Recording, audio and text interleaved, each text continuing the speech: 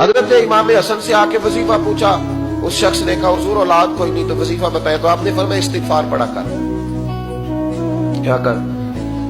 اس نے کہا ٹھیک ہے۔ تو حضور پھر میں دوبارہ کعبہ ہوں، تو امام حسن کہنے لگے بے اولاد ہے نا تو استغفار کا وظیفہ بتایا نا؟ کہا ہاں۔ فرمانے لگے اب اس وقت آنا جب اللہ تجھے 10 بیٹے عطا کرے۔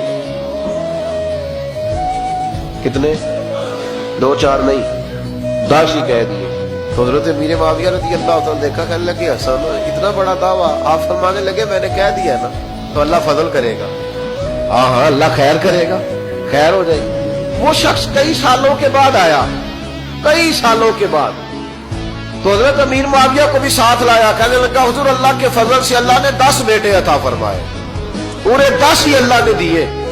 تو حضرت امیر معاویہ کہنے لگے جناب بات تو آپ کی سچی ہو گئی، پر مجھے بھی بتائیے وظیفہ کہاں سے لیا؟ فرمانے لگے قرآن پاک سے، سورہ نوح کی 10 11 12 آیت پڑھو۔ اللہ فرماتے ہیں تم استغفار پڑھو، میں تمہاری بیٹوں سے بھی مدد کروں گا، مالوں سے بھی مدد کروں گا۔ تو میں نے استغفار بتائی تھی اور قرآن میرے اللہ کا ہے، رب کا وعدہ جھوٹا ہو سکتا؟